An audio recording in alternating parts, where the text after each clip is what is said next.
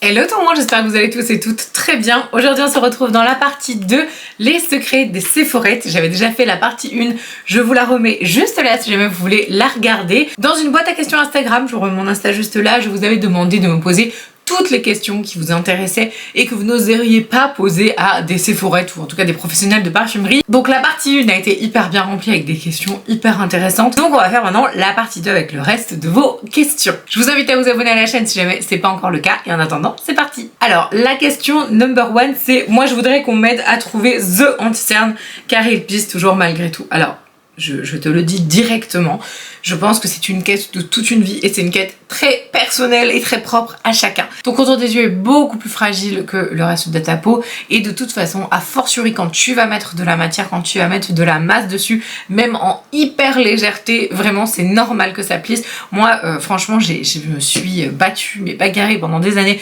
et j'ai fait ok c'est bon, c'est pas grave, c'est naturel, voilà c'est comme ça en fait simplement. Alors il y a des choses qui font que ça plisse beaucoup moins. Déjà, c'est hydrater à fond son contour des yeux. Marion Caméléon a fait une vidéo incroyable sur comment être belle sans maquillage que j'ai trouvé très intéressante. Je vais vous l'épingler par là ou dans la barre d'infos, peu importe. Et je l'ai trouvé très bien, surtout qu'elle passe du temps à expliquer justement par rapport au contour des yeux, plein d'appareils qu'elle utilise, etc. Alors moi, je n'utilise pas d'appareil en ce moment parce que je suis enceinte, mais je suis assez friande de ce genre de technologie aussi qui permet d'avoir un vrai résultat en plus que de la cosmétique. Alors, ceci dit, sur de la cosmétique, quand tu trouves le bon match, c'est-à-dire que tu mets le bon anti-cerne qui va correspondre à un bon contour des yeux parce qu'il faut bien hydrater et en même temps avoir le bon anti-cerne qui va pas trop criser, je crois avoir trouvé un combo pas trop mal. Bon, ça crise un peu, hein, mais voilà, moi de toute façon ça crise toujours. Mais là j'ai trouvé un combo qui est franchement pas mal du tout.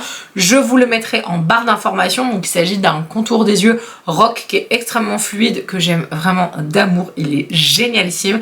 Et le deuxième, c'est le contour des yeux de chez Nuance. Je vous mettrai donc ces deux-là en barre d'infos. S'il y a des codes, regardez, je vous les aurais mis aussi en barre d'infos. Mais vraiment, voilà, ces deux contours des yeux-là sont excellents en termes de ridule et de défroissement. Donc déjà, ça, tu pars de ce principe-là, ça devrait déjà beaucoup t'aider à avoir un effet un peu lisse. Donc l'anti-cerne que je trouve incroyable, vraiment, franchement, il est trop bien. Il a été recommandé donc par Sonia Seller, hein, notre queen du skincare. Si jamais tu passes par là, je t'embrasse. Mais en tout cas, c'est celui-ci. C'est le Dolce & Gabbana, le Millennials, je sais plus quoi. Je l'ai depuis peut-être, ça doit faire 1 mois, 2 mois.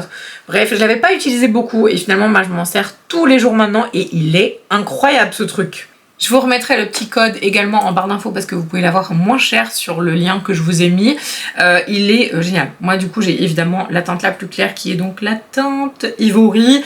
Après vous en avez plein, hein, des anti-cernes qui sont censés être moins creasing. Il y a aussi le KVD, le Good Apple qui est très bien.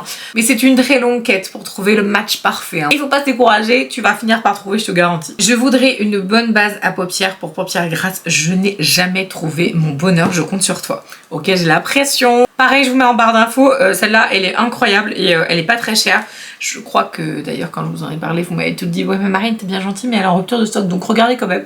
C'est celle-ci. Elle est extrêmement fluide, très fine, on dirait du gel transparent. Il n'y a pas du tout de correction visuelle, hein, c'est un produit complètement transparent.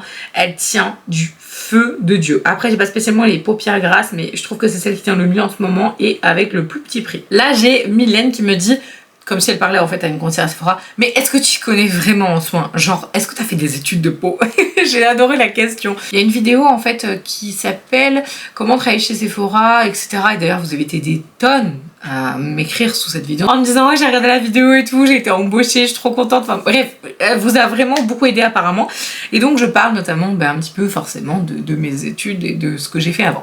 Alors il faut savoir que dans chaque Sephora c'est différent, vous pouvez avoir par exemple un Sephora qui ne va décider parce que la directrice voilà, ou le directeur décide de faire comme ça, c'est vraiment à son propre libre arbitre, hein, il fait ce qu'il veut, d'embaucher par exemple uniquement des gens qui ont fait de l'esthétique, donc CAP, BP, qu'est-ce qu'il y a d'autre, bac pro, BTS esthétique, licence de cosmétologie ou que sais-je, mais il va se dire ok je ne veux que des esthéticiens ou des esthéticiennes dans mon équipe et donc je n'embauche que ça. Forcément ces équipes là elles ont fait donc des études de soins de la peau, mais ce n'est pas du tout une obligation pour travailler chez Sephora, puisque pour travailler chez Sephora, moi personnellement dans ma team, je le redis d'ailleurs il me semble dans la vidéo justement comment travailler chez Sephora, dans la team que j'avais, il y avait un peu un melting pot de tout, il y avait donc des gens qui étaient en esthétique, donc moi je faisais partie.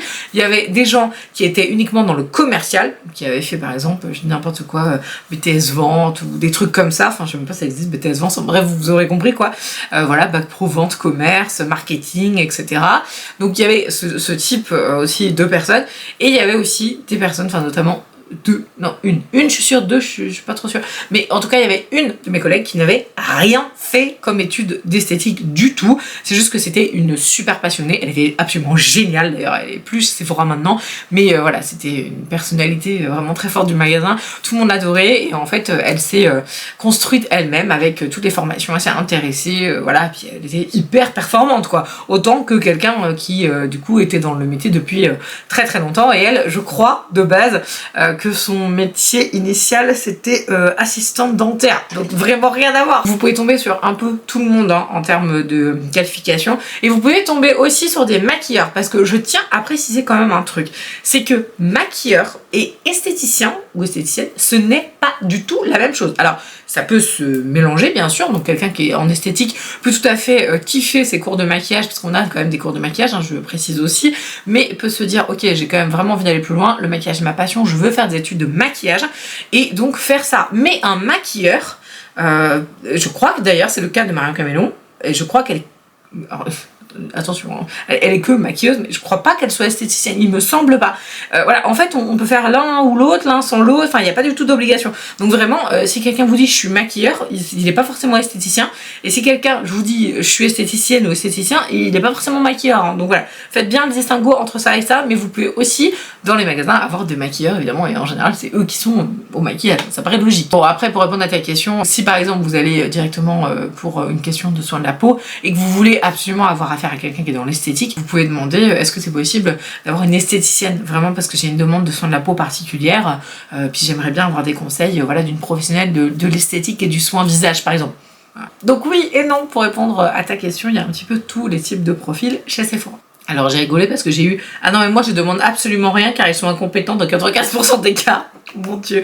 Mais c'est horrible en vrai parce que se dire ça, c'est juste dire bon bah de toute façon en fait moi je fais mon shopping et c'est mort. Enfin j'ai même pas besoin d'aide parce que je sais que je vais être trop déçue. En fait ça, je pense que Hélène, toi qui m'as envoyé ce petit message, je pense que t'as tellement été déçue que bah, du coup maintenant t'oses plus, ce que je peux comprendre. Mais faut vraiment pas hésiter parce que je comprends qu'on puisse être dégoûté par exemple voilà d'avoir eu des super mauvais conseils. Un jour tu vas te dire non je veux pas demander, et au final, tu vas avoir une personne incroyablement compétente et tu passes à côté. Vous voyez ce que je veux dire? Donc faut vraiment pas hésiter quand même à poser la question, même si vous avez été un petit peu échaudé auparavant sur des conseils pas terribles. Alors là, j'en ai une spéciale conseillère pharma. D'ailleurs, si jamais vous avez des questions et que vous voulez qu'on passe une partie 3, vous pouvez me mettre vos questions directement en commentaire sous cette vidéo. Comme ça, j'y répondrai, enfin je reprendrai directement vos commentaires. Donc n'hésitez pas si jamais vous avez des petites questions et que vous voulez qu'on fasse une partie 3 ensemble. Donc là, conseillère pharma, un miracle pour les frottements des cuisses en été. Mais ça veut dire que tu ne regardes pas suffisamment mes vidéos. Non, vraiment, je te conseille, je vais mettre une photo parce que je l'ai pas là, ce produit, voilà, Barrière Derme Uriage. Pareil, je te laisse le lien en barre d'infos, le code et tout. Bref, ça, c'est un miracle réel. C'est-à-dire que si jamais vous êtes en train de regarder la vidéo, vous là, que vous l'avez déjà testé, parce que je vous ai recommandé ce produit 1 milliard de fois, et que vous avez adoré, s'il vous plaît, mettez-le en commentaire, vraiment, parce que je pense que ce produit, il a aidé des tonnes et des tonnes de gens, et vraiment j'en suis tellement ravie. C'est un produit qui est je sais pas, juste indispensable, que tout le monde devrait réellement avoir dans ses affaires. C'est un produit qui est fantastique si vous avez les cuisses qui frottent, si vous avez voilà les bras qui frottent, tout ce qui est irritation, et en même temps d'avoir ce côté isolant pour faire glisser par exemple les cuisses, pour éviter que ça s'accroche et que ça chauffe et que ça fasse des cloques et tout. En plus d'avoir ce côté là, il est réparateur, c'est-à-dire que voilà, il ne fait pas juste voilà, un effet silicone vaseline, merci, bon, c'est fini quoi. Non, non, au contraire, le truc, il est incroyable. Bref, donc ce produit-là, il est magique, il est génial. Vous pouvez même l'utiliser sur le visage, moi, quand vraiment c'est l'hiver. Bon, là, j'ai trouvé une routine du feu de Dieu. J'ai mix and matché plein de trucs là, plein de marques différentes. J'ai trouvé une routine, waouh, du turfu. Je suis pas prête de la changer pour le moment parce que franchement elle me va très très bien. Et donc bref, d'habitude je mets en hiver, donc là je l'ai pas fait. Mais vous pouvez même faire du slugging avec, vous savez, vous faites votre routine et du coup vous mettez même ce produit là, franchement il est génial. Bref. Ça, c'est parce que tu regardes pas assez mes vidéos. Non, je plaisante, mais vraiment, je te laisse tester ce produit, il est divin. Alors, je galère tout le temps à leur demander une bonne astuce pour garder le crayon sur la muqueuse inférieure. Ah, ça j'ai une bonne technique pour toi. Donc déjà, quand tu mets le crayon en muqueuse, je faisais toutes les techniques. J'avais les crayons waterproof et machin, et ça ne tenait jamais, ça bavait à mort. J'étais là, ok, super. En fait, il y a un truc qu'il faut légèrement modulé, enfin que moi j'ai trouvé vraiment très bien. C'est-à-dire que tu prends ton crayon, alors l'idéal c'est de prendre un 24/7 d'Urban Decay par exemple, ou un truc extra longue tenue. Je suis en train de chercher des yeux si j'ai pas un truc super longue tenue, mais non, j'en ai pas là sous les yeux. Ah si, vous avez par exemple les tattoo liners de chez Maybelline. Enfin, bref, en gros vous prenez le crayon que vous voulez, et au lieu de le mettre vraiment dans la muqueuse, parce qu'en général vous le mettez à fond, vous en mettez plein et tout, alors il y en a sur lesquels ça tient très très bien, du coup bah, vous avez de la chance, hein. Moi je peux pas faire ça. Et j'avais une copine, quand je travaillais chez Sephora pour Benefit, elle me disait mais moi c'est pareil, c'est horrible, je mets plein et ça bave partout et tout, je comprends pas, parce qu'en plus je poudre, parce qu'en fait la technique pour que ça tienne mieux, c'est du coup tu mets ton crayon et tu vas venir poudrer avec une poudre de la même couleur ou même une poudre translucide. Bon après ça grise un peu le truc, mais bref, vous voyez le principe, pour vraiment que ça fixe. Mais même avec cette technique là, ça ne tenait jamais, et ma pote pareil, et on était là mais what, c'est pas possible quoi.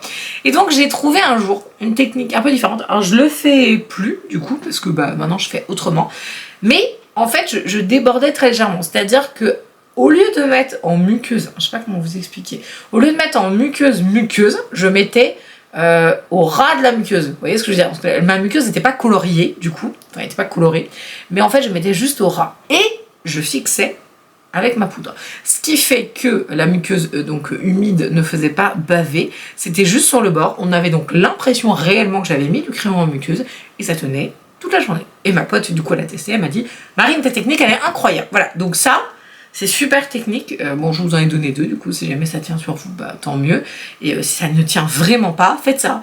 Mais vous le décalez vraiment genre d'un millimètre, quoi. Enfin, ou de deux à la limite, mais voilà, essayez, vous me direz. Moi, j'ose toujours pas demander si je peux tester les fards sur mes yeux avec les testeurs. Alors, vous pouvez tout à fait, il y a zéro souci. S'il y a des testeurs, c'est ce que ça veut dire, c'est tester. Donc vous pouvez tester à partir du moment où il y a des testeurs, il y a zéro souci. Alors pour tout ce qui est produits, crème, par exemple, les fonds de teint, par exemple, je dis n'importe quoi, bah, là le fond de teint comme ça, de style fond de teint crème, c'est voilà, ça fait partie de ça, les blush crème, tout ce qui est texture de crayon, par exemple, comme ça aussi, et tout ce qui est rouge à lèvres, évidemment, ou gloss, enfin bref, tout ce qui n'est pas poudre en fait, finalement, j'aurais dû commencer par ça.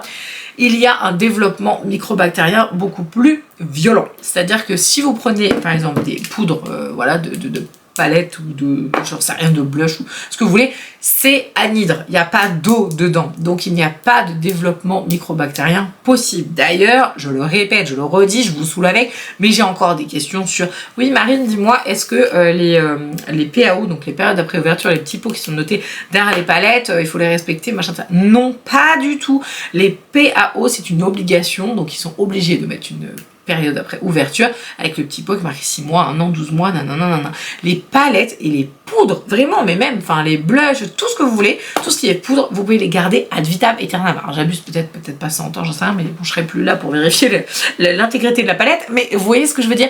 Il n'y a pas d'eau dedans, donc les bactéries ne peuvent pas se développer. Le seul truc qui peut arriver, que je dis à chaque fois, c'est que, en gros, votre palette, là, comme, par exemple, vous mettez au doigt et tout ça, bah, en fait, on a un peu de sébum ici tout le temps, et donc, ça peut givrer le fard. Et donc si jamais ça vous arrive, alors hop là je vous sors mon petit crayon Floradis que j'aime d'amour, mon crayon pour sourcils, là vous prenez un petit goupillon et vous mettez au-dessus de la lavabo et vous frottez, alors très doucement, hein, vous y allez mollo, vous frottez très légèrement et votre fard deviendra comme neuf, parce que le givre qui est justement sur ce genre de palette qui est là depuis longtemps et qui est givrée, en fait après du coup vous avez plus de pigments. C'est le seul truc qui peut arriver, le seul. Donc voilà, moi quand je dis aux gens de tester au niveau poudre, vous pouvez tester ce que vous voulez, il y a zéro problème. Par contre au niveau des rouges à lèvres, au niveau de tout ce que je disais, des crayons, des mascaras, tout ce qu'il y a de l'eau en fait finalement, tous les autres produits, moi je conseille pas. Après c'est parce que moi personnellement je ne ferai pas ça.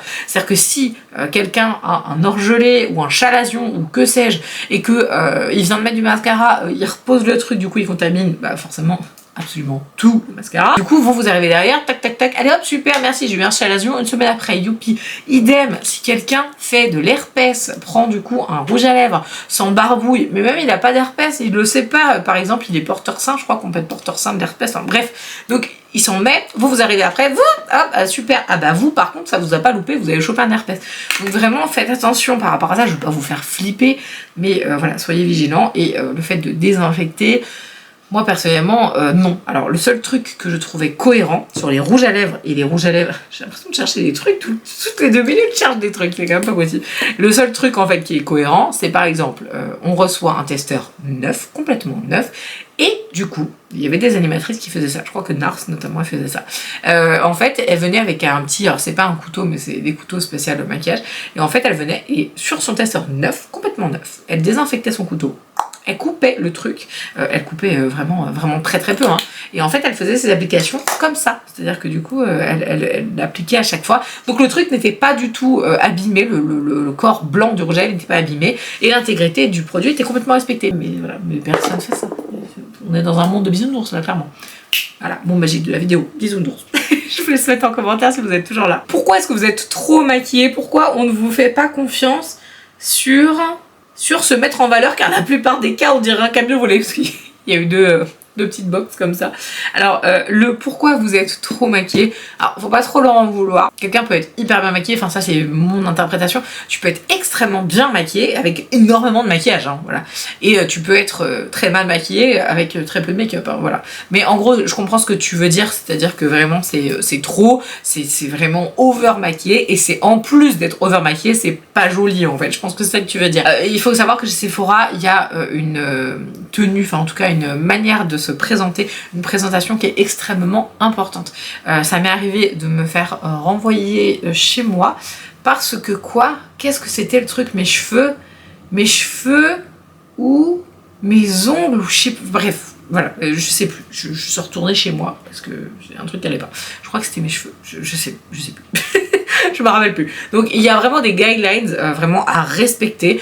Tu dois avoir un rouge à lèvres, tu dois être maquillée de partout. Si tu as les ongles, ils doivent être faits, ils doivent pas être négligés. Genre tu dois pas avoir des trous dans les ongles, des trucs moches. Enfin bref, c'est pas possible ça. Ça c'est pas possible. Donc il y a forcément un travail du teint, il y a forcément un travail des yeux, il y a forcément un rouge à lèvres, quelque chose. En fait, tu dois représenter en fait ce que tu vends. Donc tu dois représenter le make-up, tu dois représenter la beauté en règle générale. Et pareil, alors pour les cheveux, je crois que c'est les cheveux, non, je me rappelle plus. Pour les cheveux, en gros, bah voilà, c'est ça, hein, c'est ça doit être tiré à 4 épingles, 0 petits cheveux qui dépassent. Alors moi, c'était l'horreur, hein. Moi j'étais obligée de laquer, enfin bref, je me suis flingué les cheveux pendant mes années chez Sephora parce que du coup j'étais obligée de laquer à mort. Il faut savoir que c'est pas vraiment leur faute, dans un sens où elles doivent être maquillées tous les matins, voilà, du matin au soir, il y a toujours du make-up sur le visage, c'est obligé. Et d'ailleurs, sachez que on se fait un petit peu remonter les bretelles si par exemple tu mets un rouge à lèvres et qui ne se vend pas chez Sephora par exemple.